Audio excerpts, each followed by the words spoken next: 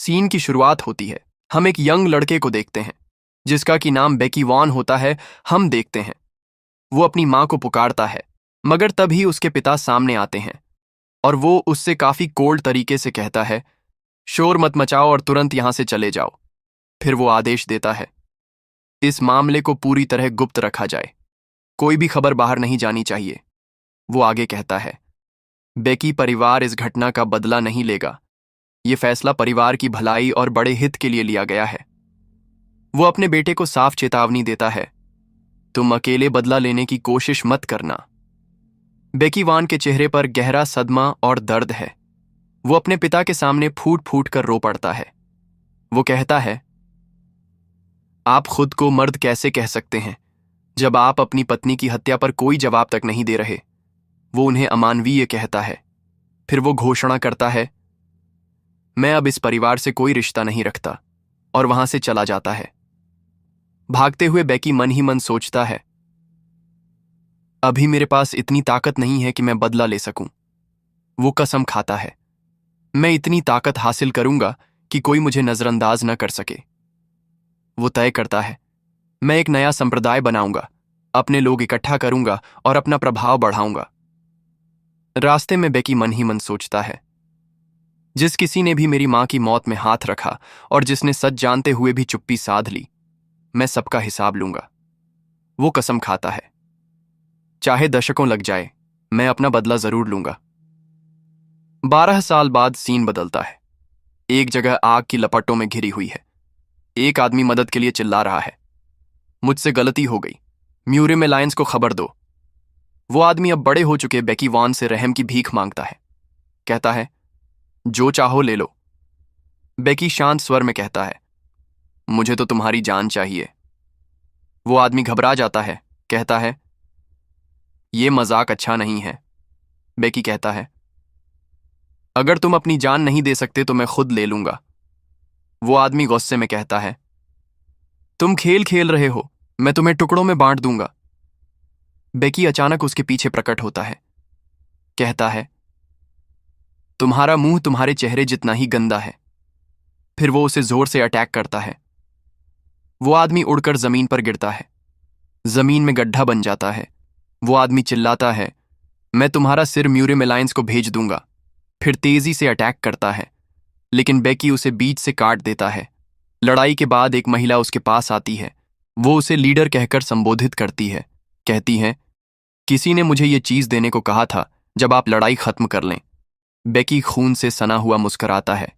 वो मो Yong Hayyan को धन्यवाद कहता है उसके इंतजार और मेहनत के लिए। हयान उसे एक स्क्रोल देती है और कहती है, अपना चेहरा साफ कर लो। बेकी कहता है, कोई परेशानी नहीं हुई। दोनों जलती हुई इमारत के सामने खड़े हैं।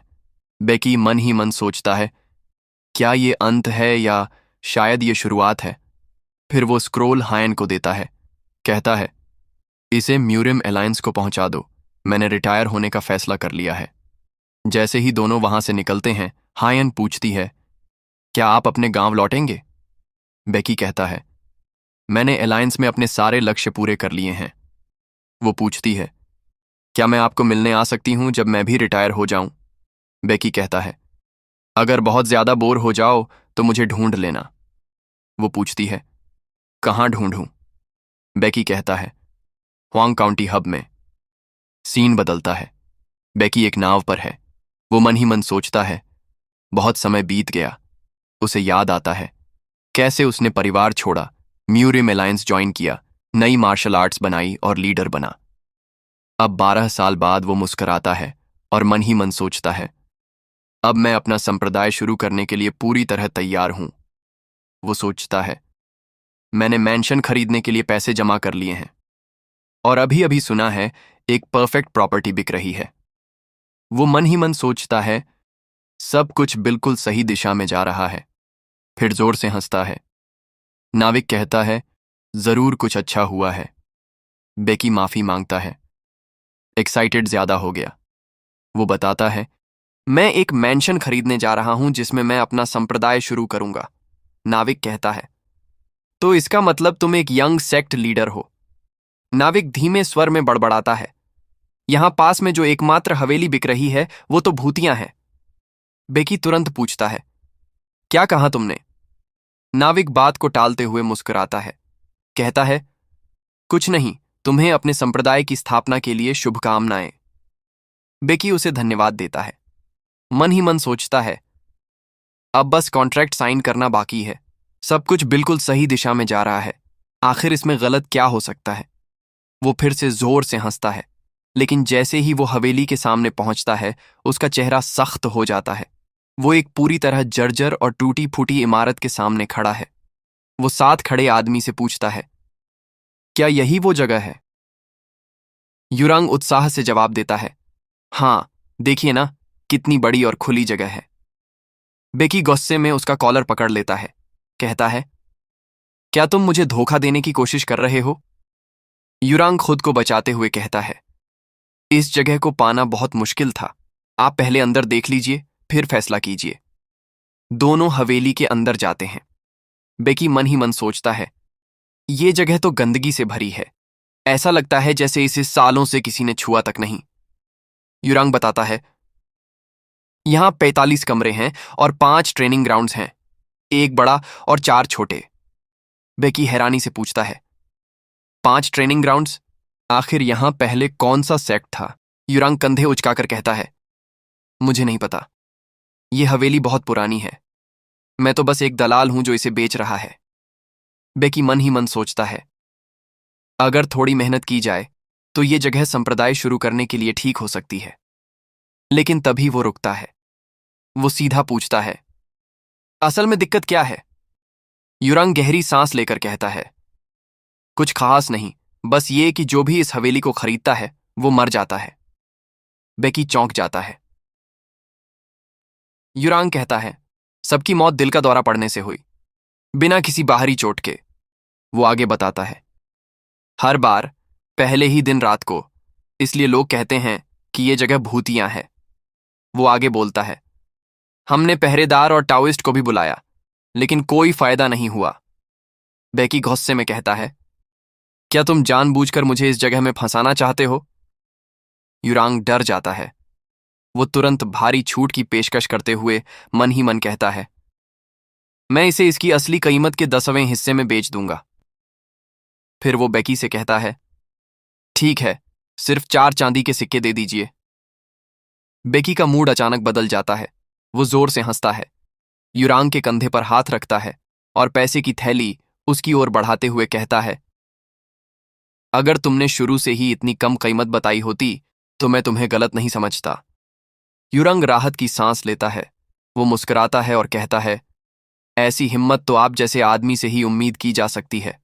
आप तो गोस्ट हंटर्स के महान ब्लू स्काई यूनिट के पूर्व नेता रहे हो। फिर वो हवेली के कागज बेकी को सौंप देता है। वहीं बेकी वान उन हवेली के कागजों को अपने हाथ में लेता है। दूसरी तरफ उरंग वहां से जाने ही वाला होता है कि तभी उसे कोई अजीब सी चीज दिखती है। बेकी उससे पूछता है, क्या हुआ? उरंग मुस्कुराकर कहता है, कुछ नहीं। फिर मजाक करते हुए कहता है, अगर तुम चमत्कारिक रूप से पहली रात बच गए तो मुझे ढूंढ लेना। बेकी आत्मविश्वास से जवाब देता है, जरूर। उरंग वहां से चला जाता है। बेकी अकेला हॉल में खड़ा होता है और गहरी सांस लेता है। अचानक वो खामोशी तोड़ते हुए जोर से खुशी में चिल्लाता है, आखिरकार अब ये हवेली मेरी है। वो अंदर दौड़ता है और उत्साह से हंसते हुए कहता है, अब बस डिसाइपल्स को ढूंढना बाकी है। लेकिन अचानक रुक जाता है और चारों तरफ फैली गंदगी और धूल को देखता है। वो मन ही मन सोचता है, पहले इसे साफ करना ही पड़ेगा। वो तुरंत काम शुरू कर देता है। वो फर्श और गलियारों को साफ करता है। वो मन ही मन सोचता है, मुख्य सभा हॉल साफ होते ही सब पूरा हो जाएगा। वो मुख्य हॉल के दरवाजे पर खड़ा होता है और दृढ़ निश्चय के साथ अंदर जाता है। तभी उसे बीच में रखे हुए स्टैंड के पास कुछ दिखाई देता है। वो मन ही मन सोचता है, शायद पिछले मालिक ने इसे यहीं छोड़ दिया होगा। फिर हम देखते हैं, वो एक तलवार होती है। फिर बेकी वो तलवार उठाता है और मन ही मन सोचता है, ये काफी कीमती लग रही है। लेकिन जैसे ही वो तलवार पकड़ता है, अचानक उसे चक्कर आने लगता है। उसकी जगह की समझ खो जाती है और वो मन ही मन सोचता है, मैं कहाँ हूं?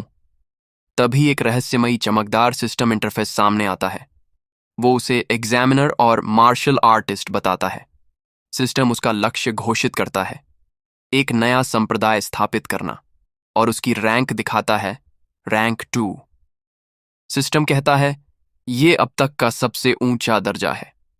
बेकी हैरानी से देखता है और मन ही मन सोचता है, ये मैं क्या देख रहा हूं। अचानक उसके सिर पर तेज अटैक आता है और वो तुरंत झुककर बचता है। सिस्टम घोषणा करता है, टेस्ट की कठिनाई बढ़ाई जा रही है। बेकी को युरांग की बात याद आती है। पहले मालिक पहली रात में ही मर गए थे। वो समझ जाता है, ये वही परीक्षा है। छत से एक अजीब यंत्र उतरता है। सिस्टम कहता है, टेस्ट शुरू, कठिनाई स्तर एक्सट्रीम। बेकी खुद को किसी तरह के परीक्षा स्थल में पाता है, जहां पर कि वो फाइटिंग स्टैंस में खड़ा होता है और दृढ़ स्वर में चिल्लाता है, ये सब क्या हो रहा है।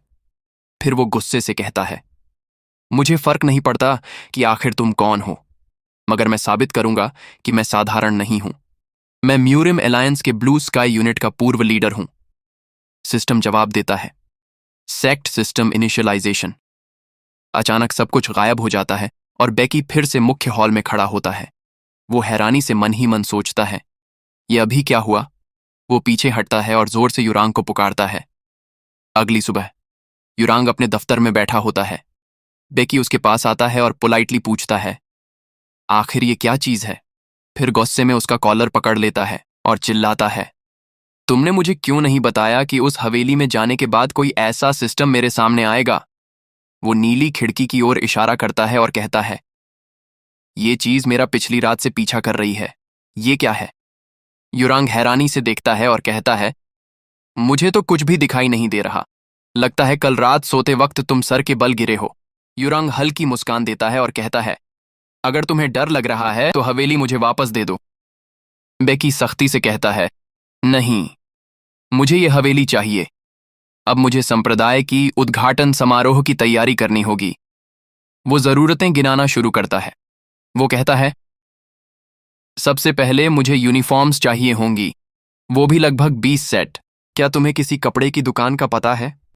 युरांग जवाब देता है, आसपास में कुछ दुकानें हैं, मगर उनसे डील करना तुम्हारे लिए आसान नहीं रहने वाला। युरांग समझाता है कि इस समय हर कोई हुआंग ट्रेडिंग कंपनी का भरोसा जीतने में लगा हुआ है। बेकी तुरंत नाम पहचान लेता है। युरांग पुष्टि करता है कि यही वह प्रसिद्ध कंपनी है जो पीढ़ियों से शाही परिवार को कपड़े सप्लाई करती रही है। वो आगे बताता है कि हंग्रियोंग ट्रेडिंग कंपनी का प्रभाव इतना बड़ा है कि म्यूरिम की दुनिया में भी यह राइटियस और ईविल दोनों संप्रदायों से व्यापार करती है। यहां तक कि महान कबीले भी इसके साथ बहुत सावधानी से व्यवहार करते हैं। युरांग चाय की चुस्की लेते हुए मजाक में कहता है, तुम्हारे बजट में हुआंग के कपड़े सोचना भी मत, ये तुम्हारी पहुंच से बहुत बाहर है। बेकी मानता है कि उसकी बात सच है, लेकिन फिर भी उसे चोट पहुंचती है। युरांग आगे कहता है, वैसे भी लोग एक भूतिया हवेली के मालिक से सौदा करने में हिचकिचाएंगे। अचानक उसे एहसास होता है, मैंने तो हवेली का कॉन्ट्रैक्ट बस कल ही साइन किया था। फिर इतनी जल्दी भूतिया हवेली की अफवाह कैसे फैल गई। युरांग ठंडे स्वर में कहता है, बातें पैरों से तेज चलती हैं। बेकी आंखें सिकोड़ता है और गहरे भाव से समझ जाता है कि अफवाह खुद युरांग ने फैलाई है। युरांग इसे नकारने की कोशिश नहीं करता। बेकी मन ही मन सोचता है, किसी भी हालत में ये मेरे नए संप्रदाय के लिए मुफ्त प्रचार है। युरांग डर से कांपता है और सफाई देता है, तुम्हारा जीवित रहना ही सबूत है कि जगह खतरनाक नहीं है, सब ठीक है। बेकी गुस्से में उसे डांटता है और चिल्लाता है, तुम ही इस भूतिया हवेली को लाए और मेरी समस्याओं का कारण बने। फिर सीन बदलता है और हमारा मेन कैरेक्टर कपड़ों वाली गली में आ जाता है। कपड़े वाली गली में एक दुकानदार शांत स्वर में कहता है, मैं तुम्हें कुछ नहीं बेचूंगा। वो दुकान का दरवाजा उसके सामने बंद कर देता है। बेकी विनती करता है, कम से कम मेरी बात सुन लो। लेकिन दुकानदार उसके चेहरे पर कुछ फेंकता है और कहता है, दूर हो जाओ, तुम शापित भूत आदमी हो। बेकी वहां से चलता है और लोगों की फुसफुसाहट सुनता है। वो मन ही मन सोचता है, अफवाहें कितनी तेज फैलती हैं। वो खुद को शांत करने की कोशिश करता है ताकि लोग हेवनली हीलर उसके उपनाम को पागल न समझें। अचानक उसे आवाज सुनाई देती है, छोड़ दो उसे। वो मुड़कर देखता है कि एक आदमी एक छोटे लड़के सियो वू को पकड़े हुए है। लड़का चिल्ला रहा है, तुमने वादा किया था कि मेरी बहन को ठीक करोगे। एक बुजुर्ग एल्डर दौड़ते हुए आता है और लड़के को पुकारता है। लड़का एल्डर को बताता है कि इन योद्धाओं ने उसे धोखा दिया, उसका पैसा लिया और उसकी बहन का इलाज नहीं किया। वो आदमी गुस्से में सियो वू को जोर से चेहरे पर मुक्का मारता है। वो चिल्लाता है, तुम्हारी बहन निराशाजनक है, डॉक्टर भी हार मान चुके हैं।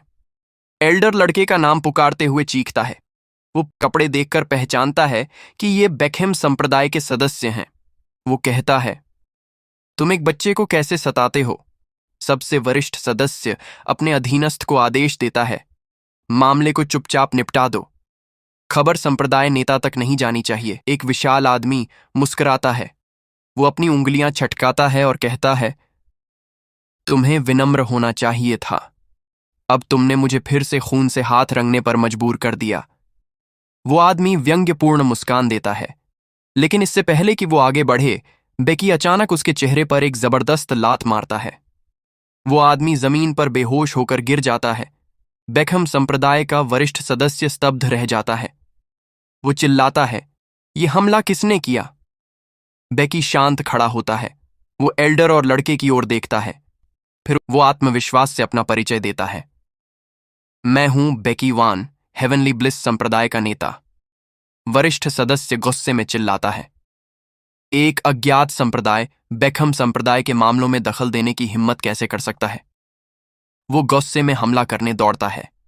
बेकी तेज और शक्तिशाली अटैक से उसका हाथ रोकता है। वो गिरे हुए विरोधियों के ऊपर खड़ा होकर शांत स्वर में कहता है, लोगों को उनके संप्रदाय के नाम से आंकना अच्छी आदत नहीं है, खासकर तब जब तुम अपने विरोधी की असली क्षमता तक नहीं जानते। एक और आदमी गुस्से में हमला करता है। वो धमकी देते हुए चिल्लाता है, क्या तुम बेकहम संप्रदाय का विरोध करने की हिम्मत रखते हो? क्या तुम्हें पता भी है इसका मतलब क्या है? बेकी कुशलता से उसका अटैक बचाता है और उसके चेहरे पर पलटकर मुक्का मारता है। वो शांत स्वर में जवाब देता है, मुझे कोई अंदाजा नहीं। वो आदमी जमीन पर गिर जाता है। दल का नेता अचानक सोच में पड़ जाता है। वो बड़बड़ाता है, क्या मोरिम अलायंस के ब्लू स्काई यूनिट का पूर्व महान नेता वही है जिसने भूतिया हवेली खरीदी? बेकी झुंझलाकर अपना हाथ चेहरे पर रखता है। वो मन ही मन सोचता है, ये बेवकूफ अफवाह कितनी दूर तक फैल चुकी है। वो शिकायत करता है, इस अफवाह की वजह से मुझे वर्दी तक नहीं मिली। ये बहुत परेशान करने वाला है। फिर वो बेकहम संप्रदाय के सदस्य की ओर मुड़ता है और सख्ती से कहता है, पीठ पीछे बकवास करना बंद करो, सामने आकर लड़ो। बेकी वान और बेकहम संप्रदाय का वरिष्ठ सदस्य आमने सामने खड़े हैं। वो आदमी इसे सार्वजनिक चुनौती मानता है और हवा में छलांग लगाकर हमला करता है। वो चिल्लाता है, तुम्हें अपनी घमंड की कीमत चुकानी पड़ेगी। दोनों के बीच जबरदस्त लड़ाई शुरू होती है। उनके टकराव की ताकत से जमीन हिल जाती है। बेकी अपने विरोधी के तेज हमलों से बचता है। तभी एक और आदमी पीछे से चुपके से हमला करने की कोशिश करता है। बेकी उनके वार रोकता है और तुरंत पलटकर अंतिम प्रहार करता है। बेकहम संप्रदाय के सदस्य जमीन पर गिर जाते हैं, पराजित। वरिष्ठ सदस्य सदमे में जमीन पर पड़ा है। बेकी शांत स्वर में कहता है, तुम्हें चुनौती चाहिए थी, अब मिल गई। वो हवेली में मिली बड़ी तलवार उठाता है। फिर वो कहता है, अगर लड़ाई चाहिए तो हेवनली ब्लिस संप्रदाय में कभी भी आ जाना, लेकिन अगर कुछ और देखना नहीं चाहते तो चुपचाप चले जाओ। बेकहम संप्रदाय के सदस्य बदला लेने की कसम खाते हुए वहां से भाग जाते हैं। बेकी एल्डर और लड़के सीओ वू की ओर मुड़ता है। वो पूछता है, तुम दोनों ठीक हो? लड़का उत्साहित होकर कहता है, योद्धा। सीओ वू उठकर खुशी से कहता है, आप तो वर्दी ढूंढ रहे थे। मेरी बहन कपड़े बनाने में बहुत कुशल है। वो अचानक गहरी झुककर प्रणाम करता है और विनती करता है, कृपया मेरी बहन को बचा लीजिए। बेकी थोड़ा असहज होता है। वो कहता है, इसके लिए डॉक्टर चाहिए। तभी उसके सामने नीली सिस्टम विंडो प्रकट होती है। सिस्टम घोषणा करता है, नई व्यापारिक संभावना मिली, लक्ष्य की रैंक 3। बेकी मुस्कुराता है और मन ही मन सोचता है, रैंक 3 काफी आशाजनक लग रही है। वो लड़के से कहता है, मुझे इसके बारे में और बताओ। चलते चलते सीवू बताता है, पिछले साल हमारे माता पिता की मृत्यु हो गई। अब बस मैं और मेरी बहन हैं। मेरी बहन हस्तकला में कुशल है, इसलिए हम संभाल पाए, लेकिन हाल ही में उसे एक बीमारी हो गई है जिससे उसके अंग जम जाते हैं। बेकी मन ही मन इस अजीब बीमारी के बारे में सोचता है। वो एल्डर से पूछता है, तुम्हारा इनके साथ क्या संबंध है? एल्डर बताता है, मैं अगले गांव में एक छोटा कपड़े का दुकान चलाता हूं। मैं लड़के की बहन को काम देता था, लेकिन जब उसका संपर्क टूट गया तो मैं चिंतित हो गया। सीवू उन्हें अपने घर ले जाता है। वो घोषणा करता है, हम पहुंच गए। वे एक जर्जर झोपड़ी में प्रवेश करते हैं। बेकी मन ही मन सोचता है, कहीं ये जगह हमारे ऊपर गिर न जाए। सीवू अंदर दौड़ता है और अपनी बहन को पुकारता है। वो उत्साहित होकर कहता है, मैं एक भूतवध योद्धा को लाया हूं जो तुम्हें बचाएगा। बेकी उसे सुधारने की कोशिश करता है, लेकिन अचानक रुक जाता है। वो देखता है, आग की लपटों में हाथ डाले हुए एक लड़की बैठी है और उसे कोई नुकसान नहीं हो रहा। लड़की शांत स्वर में पूछती है, तुम लोग कौन हो? बेकी आश्चर्य से देखता है कि लड़की सोहुआ अपने अंग सीधे आग में डाल रही है और उसे कोई हानि नहीं हो रही। वो समझ जाता है कि उसकी हालत उससे कहीं ज्यादा गंभीर है जितना उसने सोचा था। सिस्टम बताता है, उसके अंगों में आग और ठंडी ऊर्जा एक दूसरे को संतुलित कर रही हैं। बेकी मन ही मन सोचता है, शायद ये यिन आधारित आंतरिक ऊर्जा का प्रभाव है। वो आगे बढ़ता है और अपना परिचय देता है। कहता है, मैं तुम्हारे भाई के अनुरोध पर तुम्हें बचाने आया हूं। वो पूछता है, क्या आग तुम्हें चोट नहीं पहुंचाती? सोहुआ कहती है, नहीं, अगर मैं ऐसा न करूं तो मेरे अंगों में गंभीर ठंडक जम जाएगी। एल्डर चिंता जताता है और पूछता है, तुमने संपर्क क्यों तोड़ा? सोहुआ माफी मांगती है और कहती है, मेरे शरीर की हालत अजीब हो गई है। बेकी अनुमति मांगता है, क्या मैं तुम्हारी नाड़ी देख सकता हूं? सोहुआ कहती है, हाँ, जल्दी करो। जांच करते समय सिस्टम चेतावनी देता है, तुम अतिरिक्त यिन ऊर्जा सोख रहे हो, ये खतरनाक है। बेकी उसे चुप रहने का आदेश देता है। सोहुआ हैरान होती है क्योंकि उसे कुछ दिखाई नहीं देता। सिस्टम पुष्टि करता है, उसके शरीर में अतिरिक्त यिन ऊर्जा घुस गई है। बेकी घोषणा करता है, मैं समझ गया, तुम्हारी हालत एक्सट्रीम यिन कॉन्स्टिट्यूशन है। वो बताता है, ये दुर्लभ अवस्था है जिसमें शरीर लगातार यिन ऊर्जा को आसपास से खींचकर जमा करता है। वो कहता है, सोर्ड पवेलियन की मालकिन और 10 सेलेस्टियल्स में से एक इसी गुण की धनी है। सोहुआ कहती है, मैं उसे नहीं जानती, लेकिन वो अद्भुत लगती है। बेकी समझाता है, ये गुण योद्धाओं के लिए वरदान है, लेकिन तुम्हारे मामले में तुमने बहुत ज्यादा यिन सोख लिया है और यांग ऊर्जा की कमी है। फिर वो चौंकाने वाली खबर देता है, अगर ये जारी रहा तो तुम 3 महीने में मर जाओगी। सोहुआ दुखी होकर कहती है, मैंने ये पहले ही महसूस किया था, क्या कोई इलाज है? सीवू गुस्से में फट पड़ता है और कहता है, तुम भी धोखेबाज हो। बेकी एल्डर को आश्वस्त करता है, सिर्फ पोषण देना पर्याप्त नहीं होगा, इससे हालत और बिगड़ेगी। सिस्टम समाधान देता है, एसेंस क्वेस्ट पूरा करो, इससे एसेंस मिलेगा जो संप्रदाय के सदस्यों की रिकवरी दर बढ़ा सकता है। विंडो समझाती है, माइनर हीलिंग जिसकी कीमत 50 एसेंस है, स्वास्थ्य और आंतरिक ऊर्जा की रिकवरी बढ़ाती है। तभी बेकी के सिस्टम पर एक नया चैलेंज क्वेस्ट सामने आता है। बेकी वान मन ही मन सोचता है, ये अवसर मुझे एक साथ 2 काम करने का मौका दे रहा है। मैं सोहुआ को ठीक कर सकता हूं और साथ ही अपना पहला डिसाइपल भी पा सकता हूं। वो उत्साहित होकर उनकी ओर मुड़ता है और घोषणा करता है, शायद मुझे रास्ता मिल गया है। वो सीधे सोहुआ से कहता है, क्या तुम हेवनली ब्लिस संप्रदाय में मेरी डिसाइपल बनोगी? सोहुआ अचानक चौंक जाती है। वो पूछती है, आपका मतलब क्या है? मुझे अपनी डिसाइपल बनाने से क्या होगा? बेकी शांत स्वर में कहता है, बस इस बार मुझ पर भरोसा करो। सोहुआ हिचकिचाती है। वो कहती है, मैंने कभी युद्ध कला नहीं सीखी। ये अनुरोध अचानक है। योद्धा हमेशा धर्म और सम्मान की बातें करते हैं, लेकिन असल में वे सिर्फ अपने हित देखते हैं। मेरे माता पिता भी उनकी लड़ाई में मारे गए। मुझे डर है कि आप भी उनकी तरह मुझे धोखा देकर छोड़ देंगे। मैं क्यों उन मार्शल आर्टिस्ट्स में शामिल होऊं जिन्हें मैं नापसंद करती हूं? तभी उसकी नजर बेकी के हाथ पर जाती है। वो देखती है कि उसकी नाड़ी जांचते समय यिन ऊर्जा से उसका हाथ ठंड से जम गया है। बेकी मुस्कुराते हुए अपना हाथ उसकी ओर बढ़ाता है और कहता है, अगर तुम्हें ठीक करने का रास्ता यही है तो मुझे कोई समस्या नहीं। सो हुआ उसकी प्रतिक्रिया से स्तब्ध रह जाती है। वो मन ही मन सोचती है, क्या ये आदमी बाकियों से अलग है? वो गहरी सांस लेती है और कहती है, मेरे पास कोई और विकल्प नहीं है। अगर यही मेरे शरीर को ठीक करने का तरीका है तो मैं आखिरी बार भरोसा करूंगी। वो उसके अनुरोध को स्वीकार कर लेती है। जैसे ही सो हुआ सहमति देती है, सिस्टम विंडो सामने आती है। वो घोषणा करती है, चैलेंज क्वेस्ट पूरा हुआ, पहला डिसाइपल सुरक्षित, 50 एसेंस प्राप्त। सिस्टम उसके हाथ की फ्रॉस्ट बाइट भी पहचान लेता है।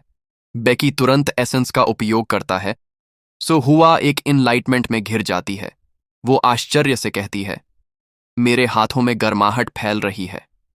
बेकी मुस्कुराता है और मन ही मन सोचता है, सिस्टम काम कर रहा है। सिस्टम विंडो घोषणा करती है, हीलिंग अनुकूलित हो रही है, ऊर्जा का संकेंद्रण बढ़ रहा है। सो हुआ की इनर ऊर्जा का फ्लो तेज हो जाता है। बेकी खुद भी उपचार का असर महसूस करता है। वो देखता है कि उसकी यांग ऊर्जा, जो ठंड से क्षतिग्रस्त हो गई थी, अब लौट रही है। सिस्टम विंडो पुष्टि करती है, सेक्ट मेंबर 1 की यांग ऊर्जा पुनः स्थापित हो रही है। सो हुआ अपने अंगों को देखती है और अविश्वास में कहती है, मेरे हाथ और पैर पूरी तरह ठीक हो गए हैं। सीओ वू दौड़कर अपनी बहन को गले लगाता है। एल्डर आश्चर्य से पूछता है, क्या तुमने आंतरिक ऊर्जा उपचार का उपयोग किया? बेकी स्पष्ट उत्तर देता है, कुछ वैसा ही। अचानक एल्डर जोर से हंसता है। वो कहता है, जो मैंने देखा वो अद्भुत था। हुआन बिल्कुल वही आदमी है जिसे मैं पसंद करता हूं। अब मुझे समझ आया कि म्यूरिम अलायंस का लीडर तुम्हें इतना महत्व क्यों देता है। बेकी हैरान होता है और मन ही मन सोचता है, ये एल्डर अलायंस के लीडर को कैसे जानता है? एल्डर महसूस करता है कि उसने अपना परिचय ठीक से नहीं दिया। वो अपनी असली पहचान बताता है, मैं चियान गमयोंग हूं, हंग्रियोंग ट्रेडिंग कंपनी का मालिक। लोग मुझे मास्टर हैंग्रियोंग कहते हैं। दूसरी ओर बेखम संप्रदाय के व्हाइट सोर्ड मुख्यालय में लीडर अपने पराजित सैनिकों को डांट रहा है। वो पूछता है, तुमने कैसे एक नए संप्रदाय को हमें इस तरह अपमानित करने दिया? सीन दिखाता है कि वरिष्ठ सदस्य को निर्दयता से दंडित किया जा रहा है। वो दर्द से चीख रहा है। लीडर ठंडे स्वर में कहता है, क्या तुम्हें दर्द हो रहा है? ये दर्द उस उपहास के सामने कुछ भी नहीं है जो मुझे दुनिया से झेलना पड़ेगा। फिर वो आदेश देता है, इन्हें दंड कक्ष में ले जाओ। उनकी दयनीय विनतियों को नजरअंदाज कर दिया जाता है। व्हाइट सोर्ड संप्रदाय के मुख्यालय में पराजित अधीनस्थ अपने लीडर सीओ यू हुआन से विनती करता है, मुझे एक और मौका दीजिए। लेकिन लीडर उसकी विनती को अनदेखा करता है। उसके विचार बेकी वॉन और हेवनली ब्लिस संप्रदाय की ओर चले जाते हैं। फिर वो सेक्ट लीडर तय करता है कि उसे बेकी वॉन के यहां आने की खुशी में एक पार्टी रखनी चाहिए। वहीं फिर सीन बदलकर अब बेकी वॉन पर आ जाता है, जहां पर कि बेकी वॉन उस बूढ़े आदमी की असली पहचान के बारे में सोचता है। वो सीधे पूछता है, क्या आप सच में येलो ड्रैगन चेंबर के हेड हंग्रियोंग हैं? बूढ़ा आदमी चोंग गामयोंग हंसते हुए अपनी पहचान की पुष्टि करता है। बेकी मन ही मन सोचता है, मुझे पता था कि ये साधारण व्यक्ति नहीं है, लेकिन मैंने कभी नहीं सोचा था कि ये इतना प्रभावशाली होगा। सो हुआ झिझकते हुए गमयोंग से माफी मांगती है कि उसने उसकी स्थिति को नहीं पहचाना, लेकिन गमयोंग उसे कोमलता से आश्वस्त करता है, इसमें माफी मांगने जैसी कोई बात नहीं। फिर वो बेकी वॉन की ओर ध्यान देता है और उसे येलो ड्रैगन चेंबर में शामिल होने का प्रस्ताव देता है। वो वादा करता है कि उसे हर तरह का समर्थन मिलेगा। बेकी इस प्रस्ताव की गंभीरता को समझता है। येलो ड्रैगन चेंबर एक विशाल व्यापारी गिल्ड है जो शाही परिवार को कपड़े और रेशम सप्लाई करता है। सिस्टम विंडो उसे potential grade A business partner के रूप में दर्ज करती है। बेकी जानता है कि शीर्ष मार्शल आर्ट्स मास्टर्स भी इस गिल्ड से जुड़े हैं, यहां तक कि गमयोंग का एक शब्द मोरिम अलायंस और डिमोनिक यूनियन के बीच संतुलन को प्रभावित कर सकता है। हालांकि ये एक बड़ा अवसर है, बेकी तय करता है कि ये उसका भविष्य नहीं है। वो प्रस्ताव के लिए आभार व्यक्त करता है, लेकिन मुस्कुराकर कहता है, मैंने अभी अपना पहला डिसाइपल स्वीकार किया है। गमयोंग भौहें सिकोड़ता है और सोचता है, वो येलो ड्रैगन चेंबर के हेड को कैसे मना कर सकता है। बेकी अपने इनकार की पुष्टि करता है, लेकिन एक काउंटर ऑफर देता है। वो कहता है, मुझे चेंबर के साथ व्यापार करने का मौका दीजिए। बदले में मैं येलो ड्रैगन चेंबर को वो प्रसिद्धि दूंगा जिसकी वो हकदार है। गमयोंग उसकी घमंड से क्रोधित होता है और सोचता है, एक अज्ञात व्यक्ति मुझे प्रसिद्धि कैसे दिला सकता है। बेकी आत्मविश्वास से समझाता है, 10 सालों में मैं एक ऐसा सेक्ट बनाऊंगा जो 9 राइटियस सेक्ट्स और 7 डिमोनिक गेट्स के बराबर खड़ा होगा। क्या ये उचित सौदा नहीं होगा? गामयोंग इस दावे को बेतुका कहता है, खासकर एक ऐसे सेक्ट से जिसने अभी तक अपनी फाउंडिंग सेरेमनी भी नहीं की। बेकी शांत स्वर में कहता है, यही होगा। गमयोंग अचानक जोर से हंस पड़ता है और कहता है, जुआन में साहस है कि वो इतने बड़े दावे कर सके। बेकी जोड़ता है, मैंने जो प्रसिद्धि का वादा किया है वो आपके लिए व्यक्तिगत नहीं है। गमयोंग उलझन में पड़ जाता है।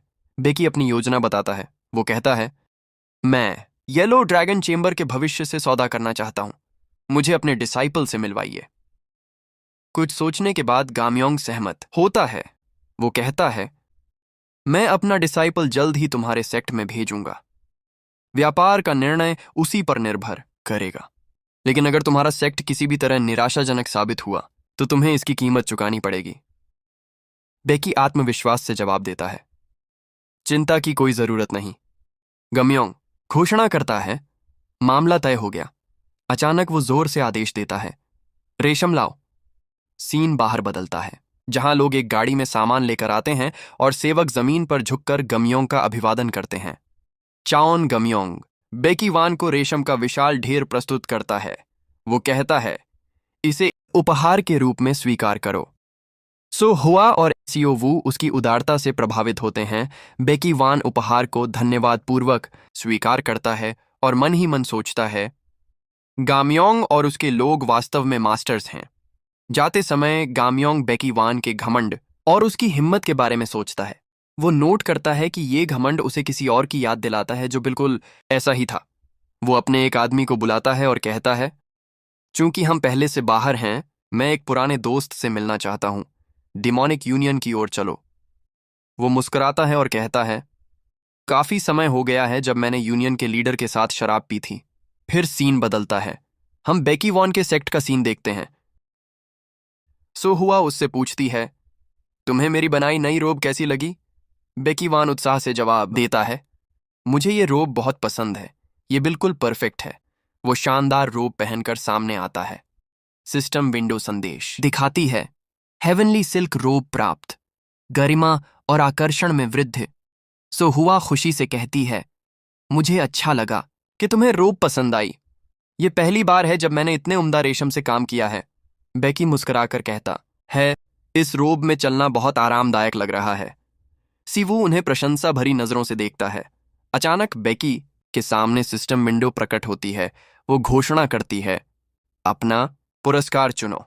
एक रिवॉर्ड विंडो सामने आती है जिसमें विकल्प हैं, advanced healing technique, elixir of superior talent, unlock unique trait. Becky मन ही मन सोचता है, टेक्निक और एलिक्सर दोनों शानदार लग रहे हैं, लेकिन वो पहले यूनिक ट्रेट अनलॉक करने का निर्णय लेता है। सिस्टम विंडो घोषणा करती है, अब तुम अपने डिसाइपल के ट्रेट्स अनलॉक कर सकते हो। एक नई विंडो खुलती है जिसमें सो हुआ की जानकारी दिखाई देती है। उम्र 17 वर्ष, यिन बॉडी के साथ जन्मी, मार्शल आर्टिस्ट के रूप में असाधारण क्षमता। सिस्टम ट्रेट्स दिखाता है, डिलिजेंस, हार्डशिप, रिस्पॉन्सिबिलिटी, लेकिन साथ ही एक चेतावनी भी आती है, डिसाइपल की आंतरिक ऊर्जा अपर्याप्त है। ट्रेट्स अनलॉक करना अभी संभव नहीं। बेकी गुस्से में सोचता है, मैं इनमें से कुछ भी क्यों नहीं चुन सकता? सिस्टम विंडो समझाती है, डिसाइपल को पहले बढ़ना और लेवल अप करना होगा, तभी ट्रेड्स अनलॉक होंगे। बेकी इसे अनुचित कहता है, लेकिन वो तय करता है कि उसके पास कोई और विकल्प नहीं है। वो सो हुआ की ओर मुड़कर घोषणा करता है, अब समय आ गया है कि हम प्रॉपर ट्रेनिंग शुरू करें। सो हुआ घबराई हुई महसूस करती है। वो सोचती है, क्या मैं मार्शल आर्ट्स में अच्छी रहूंगी? अगर मैं गलती कर दूं तो? उसे बेकी की पहले कही बात याद आती है, सब ठीक होगा, मैं तुम्हें ठीक कर सकता हूं और बदलने में मदद कर सकता हूं। वो साहस जुटाती है। वो तय करती है कि इस बार उस पर भरोसा करेगी और उत्साह से पूछती है, पहली टेक्निक कौन सी होगी जो मैं सीखूंगी? बेकी वान उसे बताता है, तुम्हारी पहली ट्रेनिंग हॉर्स स्टैंस होगी, जिसे राइडर्स स्टैंस भी कहते हैं। सो हुआ विजिबली निराश होती है क्योंकि उसे कुछ ज्यादा प्रभावशाली उम्मीद थी। बेकी समझाता है, ये सबसे अच्छा बेसिक अभ्यास है जो तुम्हारी कमजोर स्टैमिना को मजबूत करेगा। अभी तुम्हें अपने शरीर को मजबूत करने पर ध्यान देना होगा। वो पूछती है, मुझे कितनी देर तक इस स्थिति में रहना होगा? बेकी मुस्कुराकर कहता है, लक्ष्य है लगभग 1 घंटा। फिर वो जोर से आदेश देता है, शुरू करो। सो हुआ दृढ़ दिखती है लेकिन झिझकती भी है। वो अपनी शंका व्यक्त करती है, मैंने कभी ऐसा कुछ नहीं किया, क्या मैं सच में मार्शल आर्ट सीख सकती हूं? बेकी वान उसे बताता है, तुम्हारा शरीर एक्सट्रीम यिन बॉडी है। तुम्हारा शरीर स्वाभाविक रूप से आंतरिक ऊर्जा को खींचता है। भले ही ये यिन एनर्जी है, लेकिन जब तुम इसके लिए कोर बनाओगी तो ये स्थिर हो जाएगी। वो मन ही मन खुश होकर सोचता है, ये एक हेवनली टैलेंट है जिसे कि मैं कभी खो नहीं सकता। तभी यूरंग घबराहट में दौड़ता हुआ आता है और उसे एक सील्ड लेटर देता है। वो कहता है, ये व्हाइट सोर्ड सेक्ट से आया है। यूरंग चिंतित होकर पूछता है, क्या हुआन उनके लीडर को जानता है? बेकी उस लेटर को पढ़ता है और समझता है कि ये उन्हीं लोगों के बारे में है जिन्हें उसने पिछले दिन हराया था। पत्र पढ़ने पर बेकी को पता चलता है कि ये हेवनली सोर्ड सेक्ट को मार्शल आर्ट्स टूर्नामेंट में भाग लेने का निमंत्रण है। यूरंग समझाता है, व्हाइट सोर्ड सेक्ट इस क्षेत्र की प्रमुख शक्ति है। उनका लीडर अपने गुस्से और कमजोर सेक्ट्स को फ्रेंडली ड्यूल्स के नाम पर तोड़ने की प्रतिष्ठा के लिए मशहूर है। बेकी सोचता है, इतने बड़े स्टेचर वाला लीडर हमारे जैसे डिसऑनरेबल सेक्ट को क्यों निशाना बनाएगा? वो चिढ़कर पूछता है, क्या तुम मेरे सेक्ट का अपमान कर रहे हो? यूरांग तुरंत पीछे हटता है और कहता है, नहीं, ये गलतफहमी थी।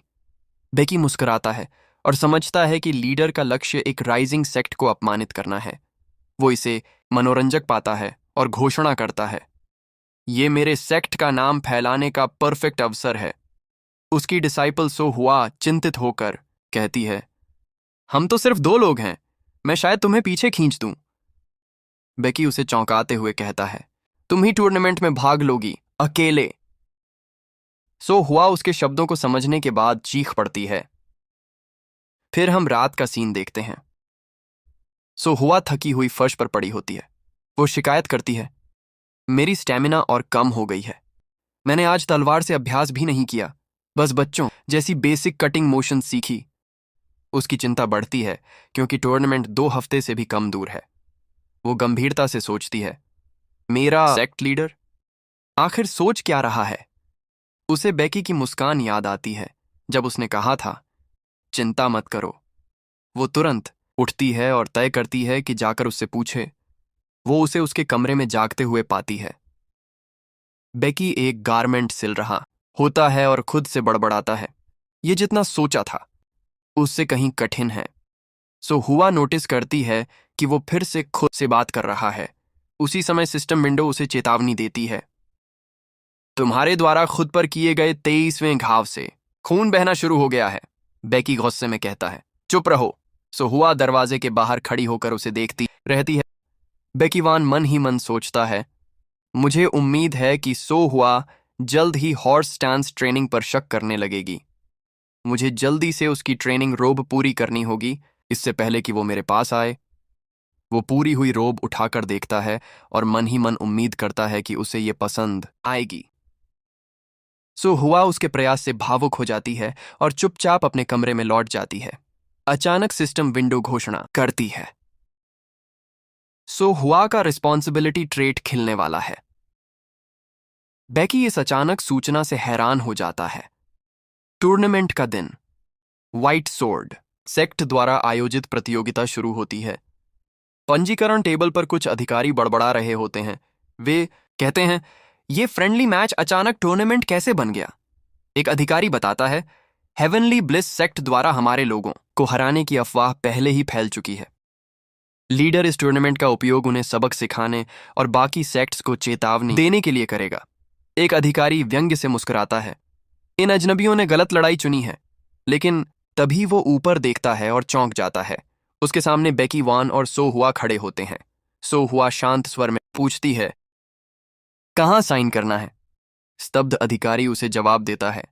जैसे ही वो साइन करती है, अधिकारी मन ही मन सोचता है, क्या ये सेक्ट अपने सदस्यों को लुक्स के आधार पर चुनता है? कितनी प्यारी है। पंजीकरण डेस्क पर एक अधिकारी उसके कपड़ों पर व्यंग्य करता है, जिससे बेकी गुस्से में आ जाता है। बाद में सेक्ट हेडक्वार्टर्स में बेकी अपनी डिसाइपल से पूछता है। वो स्वीकार करता है कि उसकी सिलाई परफेक्ट नहीं है, लेकिन सो हुआ खुशी से कहती है, मुझे ये रोब बहुत पसंद है, ये बिल्कुल परफेक्ट है। व्हाइट सोर्ड सेक्ट का लीडर हुआन प्रतियोगिता की शुरुआत की घोषणा करता है। वो कहता है, इसका उद्देश्य राइचियस सेक्ट्स के बीच मित्रता को बढ़ावा देना है।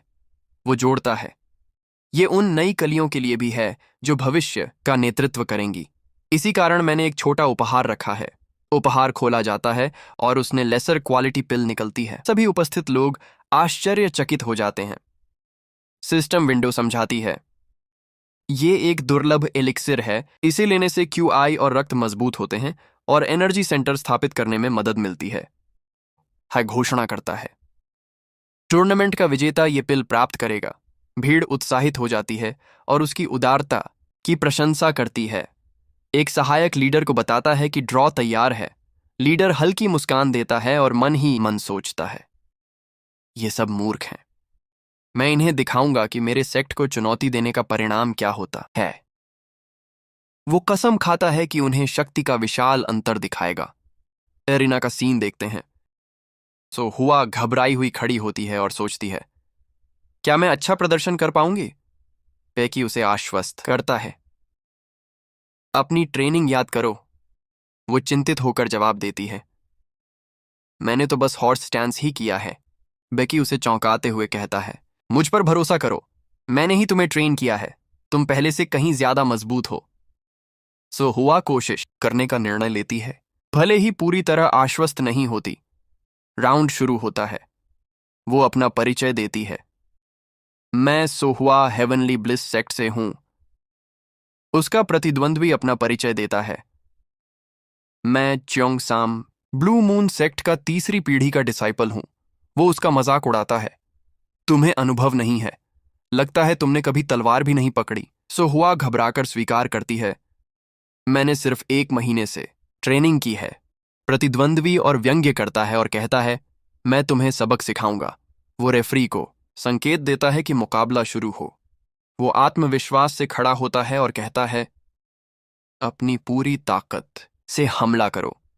लेकिन एक ही पल में सो हुआ आगे बढ़ती है और उसे नॉकआउट ब्लो देती है। वो जमीन पर गिर जाता है।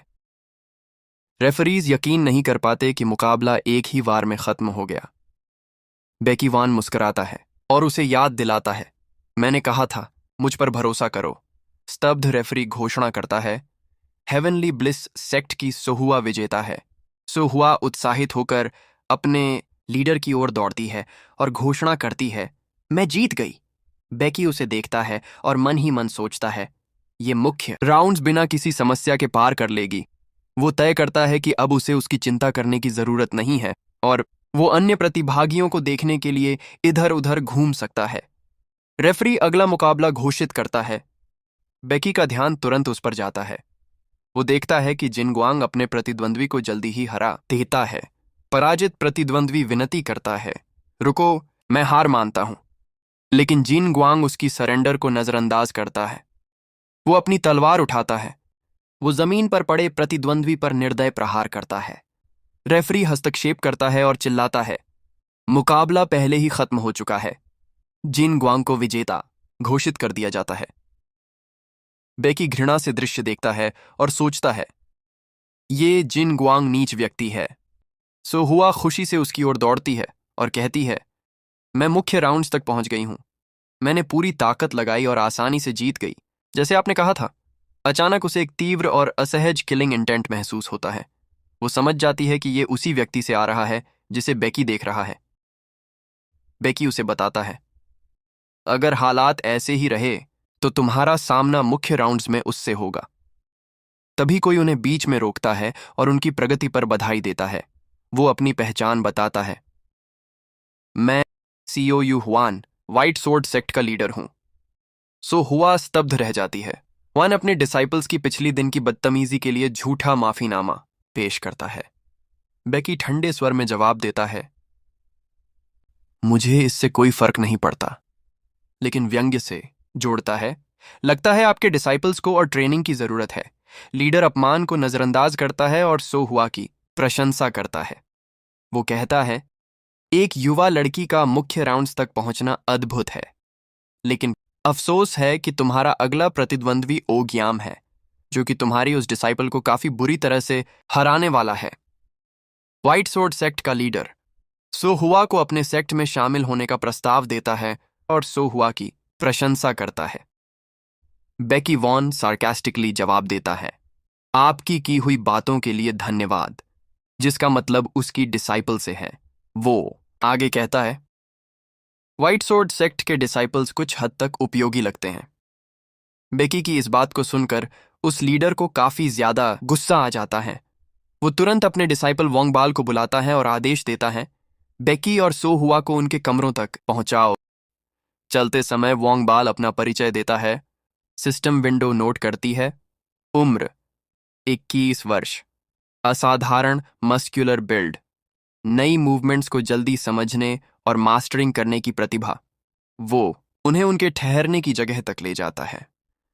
बेकी अचानक उसके कंधे और बाजुओं की मांसपेशियों को महसूस करता है। वो मुस्कुराकर उसकी ऊंचाई और शरीर की प्रशंसा करता है। वोंगबाल का चेहरा लाल हो जाता है और वो ऑकवर्डली धन्यवाद कहता है। वो जल्दी से गेस्ट रूम का दरवाजा खोलता है और कहता है, आराम कीजिए। सो हुआ उसे धन्यवाद देती है और फिर हुआन की ओर मुड़कर अपने अगले प्रतिद्वंद्वी पर उसकी राय पूछती है। बेकी वॉन सार्कास्टिकली जवाब देता है, मैं उस फेलो वोंगबाल को तुम्हारा छोटा भाई मानता हूं। सो हुआ इस अचानक की हुई बात से स्तब्ध रह जाती है। फिर हम पास्ट का एक सीन देखते हैं। फिर हम व्हाइट सोर्ड सेक्ट का सीन देखते हैं, जहां लीडर सीओ युआन एक युवा से उसका नाम पूछता है। वो जवाब देता है, मेरा नाम वोंगबाल है। लीडर उसकी मजबूत काया और उम्र से अधिक विकसित मांसपेशियों से प्रभावित होता है। वो आगे कहता है, तुम व्हाइट सोर्ड सेक्ट के डिसाइपल बनोगे। वोंगबाल उत्साह से धन्यवाद देता है। बाद में एक ट्रेनिंग ड्यूल में उसे जिन गुआंग आसानी से हरा देता है। एक स्पेक्टेटर टिप्पणी करता है, अद्भुत है कि जिन गुआंग ने उससे 3 साल वरिष्ठ डिसाइपल को हरा दिया। वोंगबाल समझाने की कोशिश करता है, ये तो बस ट्रेनिंग थी, इतनी कठोरता की जरूरत नहीं थी। मगर लीडर मुंह फेर लेता है और सार्कास्टिकली कहता है, मैं वोंगबाल के बारे में गलत था। वो ठंडे स्वर में आगे कहता है, तुम सिर्फ एक खाली खोल हो, बस अच्छी काया के साथ। वो आदेश देता है, अपनी जिंदगी बाकी डिसाइपल्स की सफाई में बिताओ। वोंगबाल स्तब्ध रह जाता है। फिर हम देखते हैं कि वोंगबाल एक बुरे सपने से चौंक कर जागता है। वो जिन गुआंग को अपने कमरे में पाता है। जिन गुआंग आगे कहता है, तुम जाग गए। मैं टूर्नामेंट से पहले वार्म अप करने आया हूं। वोंगबाल माफी मांगता है, मैं ठीक महसूस नहीं कर रहा। जिन गुआंग सार्कास्टिकली कहता है, तुम्हारी एकमात्र संपत्ति तुम्हारी काया है, कम से कम ऐसे समय में उपयोगी बनो। वोंगबाल मजबूरी में सहमत होता है। फिर हम टूर्नामेंट एरेना का सीन देखते हैं। रेफरी सेमीफाइनल मैच की शुरुआत की घोषणा करता है। सो हुआ को बेकी वॉन की बातें याद आती हैं। तुम्हारा अगला प्रतिद्वंद्वी ओजियम है। उसका स्टाइल फैंटम सोर्ड है। ये वेरिएशन से भरा है और अनुमान लगाना कठिन है, लेकिन अगर इसे सही ढंग से एग्जीक्यूट न किया जाए तो ओपोनेंट बैटल के दौरान काफी सारी ओपनिंग्स छोड़ देता है। लेकिन तुम्हारे लिए एक आसान तरीका है, बस वही करो जो मैंने कहा है। अगर तुम मुझ पर भरोसा करोगी तो जीत निश्चित है। सो हुआ उत्साह से सहमत होती है। फिर हम वर्तमान का सीन देखते हैं। युरांग बेकी वान से मिलता है और कहता है, अद्भुत है कि सोहुआ सेमीफाइनल्स तक पहुंच गई। वो बधाई देता है। बेकी आत्मविश्वास से मुस्कुराता है और आगे कहता है, मैं बधाई फाइनल्स जीतने के बाद स्वीकार करूंगा। फिर हम रिंग का सीन देखते हैं। ओगजियाम सोहुआ से कहता है, मुझे लगा नहीं था कि तुम सेमीफाइनल्स तक पहुंच जाओगी, लेकिन तुम्हारी किस्मत यहीं खत्म होती है। सबको तुम्हारी हार का इंतजार है। सोहुआ कॉन्फिडेंटली मुस्कुराती है और आगे कहती है, तुम गलत हो। कम से कम मेरे सेक्ट लीडर ने कहा है कि मैं जीतूंगी। ओजियाम सार्कास्टिकली कहता है, तुम दोनों पागल हो। रेफरी मुकाबले की शुरुआत की घोषणा करता है। सोहुआ अपने प्रतिद्वंद्वी की ओर दौड़ती है और कहती है, मैं आज का मैच जीतूंगी। फिर हम देखते हैं कि सेमीफाइनल शुरू होता है। उसका प्रतिद्वंद्वी ओगियाम फैंटम सोर्ड का उपयोग करता है। ओगियाम डिसेप्टिव अटैक करता है और सार्कास्टिकली कहता है, तो क्या तुम इतनी जल्दी हार मानने वाली हो? सोहुआ को बेकी की बातें याद आती हैं। अगर असली और फैंटम अटैक में फर्क न कर सको तो सेंटर लाइन डिफेंड करो। वो डिफेंसिव स्टैंस लेती है, लेकिन ओजियाम का हमला उसकी डिफेंस तोड़ देता है और उसे पीछे धकेल देता है। ओजियाम हैरान होता है, तुमने वार रोक लिया, मैंने तुम्हें कम आंका था। वो गंभीरता से एनर्जी का उपयोग करके हमला करने की तैयारी करता है। ओजियाम डिसेप्टिव अटैक करता है। सोहुआ को एक फ्लैशबैक याद आता है जब बेकी वॉन ने समझाया था, फैंटम सोर्ड उपयोगकर्ता डायरेक्ट कॉम्बैट में कमजोर होते हैं। वे दूरी बनाए रखने की कोशिश करते हैं। जब तक तुम्हारा हथियार उन्हें छू सकता है, तुम जीत सकती हो। फिर हम वर्तमान का सीन देखते हैं। ओजियम सार्कास्टिकली कहता है, तुम्हें लगता है तुम जीत सकती हो? सोहुआ आत्मविश्वास से आगे कहती है, मैंने तो अभी शुरुआत की है। सोहुआ इल्यूजन्स को नजरअंदाज करती है और सीधे अपने प्रतिद्वंद्वी की ओर दौड़ती है, अपने लीडर की रणनीति को लागू करते हुए। ओजियम अपने फैंटम सोर्ड हमले जारी रखता है और सार्कास्टिकली उसकी साफ साफ चालों पर हंसता है। वो एक असली वार करता है जिसे सोहुआ बच तो लेती है, लेकिन एक शक्तिशाली काउंटर अटैक से जमीन पर गिर जाती है। बेकी वान गंभीरता से देखता है जबकि युरांग स्तब्ध रह जाता है। सोहुआ घुटनों के बल जमीन पर बैठी हाँफ रही होती है। ओगियाम ठंडे स्वर में कहता है, मैंने और उम्मीद की थी, लेकिन लगता है तुम्हारे पास बस इतना ही है। सोहुआ संघर्ष करते हुए उठती है और चीखती है, ये अभी खत्म नहीं हुआ। ओजियाम सार्कास्टिकली कहता है, जब तुम खड़ी भी मुश्किल से हो पा रही हो तो करोगी क्या? अचानक वो हैरान रह जाता है जब सोहुआ दृढ़ संकल्प के साथ उसकी ओर दौड़ती है। सोहुआ घोषणा करती है, ये एक बार सब खत्म कर देगा। वो basic ultimate strike final cut का प्रयोग करती है। उसका वार सीधा और निर्णायक होता है और ओजियम जमीन पर गिर जाता है। बेकी वॉन मुस्कुराता है जबकि युरंग उत्साह से चिल्लाता है। फिर हम देखते हैं कि व्हाइट सोर्ड सेक्ट का एक पराजित डिसाइपल उठकर जोर से विरोध करता है। वो दावा करता है, उसने धोखा दिया, हार का नाटक करके अचानक हमला किया। बेकी ठंडे स्वर में कहता है, ये जिद है। लेकिन डिसाइपल गुस्से में चिल्लाता है, हमारा डिसाइपल एक लड़की से बिना चीटिंग के कैसे हार सकता है? तभी व्हाइट सोर्ड सेक्ट का लीडर वन हस्तक्षेप करता है और अपने डिसाइपल की बदतमीजी के लिए बेकी से माफी मांगता है। बेकी वान इसे स्वीकार करता है। हालांकि लीडर अपनी नाराजगी छिपाता नहीं। वो आगे कहता है, दुर्भाग्य है कि हुआन ने मनमाने ढंग से हमारे डिसाइपल की हार घोषित कर दी। सोहुआ उत्साहित होकर हुआन की ओर हाथ हिलाती है और चिल्लाती है, मैं जीत गई। भीड़ में वोंगबल मंच पर खड़ी सोहुआ को देखता है। उसका दिल तेजी से धड़क रहा होता है और चेहरा घबराहट से भरा होता है। फिर हम देखते हैं कि व्हाइट सोर्ड सेक्ट का लीडर आदेश देता है। वो वोंगबाल से कहता है, सोहुआ के खाने में जहर मिलाओ, ऐसा जहर जो उसके शरीर को पैरालाइज कर दे और कल के मैच में उसकी गति धीमी कर दे। वो आगे कहता है, सिर्फ हार काफी नहीं है। जिनग्वांग को बता दो कि उसे उसके हाथ पांव तोड़ने हैं और उसे हमेशा के लिए अपाहिज बना देना है। वोंगबाल अपने लीडर के आदेश को मानने से मना कर देता है और कहता है कि वो ऐसा काम नहीं कर सकता। उसके लीडर का चेहरा गुस्से से भर जाता है और वो उसे जोरदार थप्पड़ मारता है। वो सार्कास्टिकली कहता है, अगर तुम्हारे पास प्रतिभा नहीं है तो कम से कम चालाकी तो होनी चाहिए। फिर वो उसे दोबारा थप्पड़ मारता है और आगे कहता है, यही वजह है कि तुम्हारे छोटे साथी तुमसे आगे निकल जाते हैं। उसी समय बेकी वॉन वहां आता है और सार्कास्टिकली टिप्पणी करता है। व्हाइट सोर्ड सेक्ट का लीडर अपने डिसाइपल्स को अनुशासित करने में बहुत सख्त है। लीडर और वोंग बाल दोनों उसकी अचानक मौजूदगी से चौंक जाते हैं। बेकी मुस्कुराकर उन्हें अभिवादन करता है।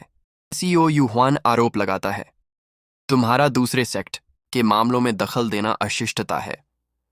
बेकी उसकी बात को नजरअंदाज करता है और आगे कहता है, परिस्थितियां चाहे जो भी हों, तुम वोंग बाल के साथ बहुत कठोर हो रहे हो।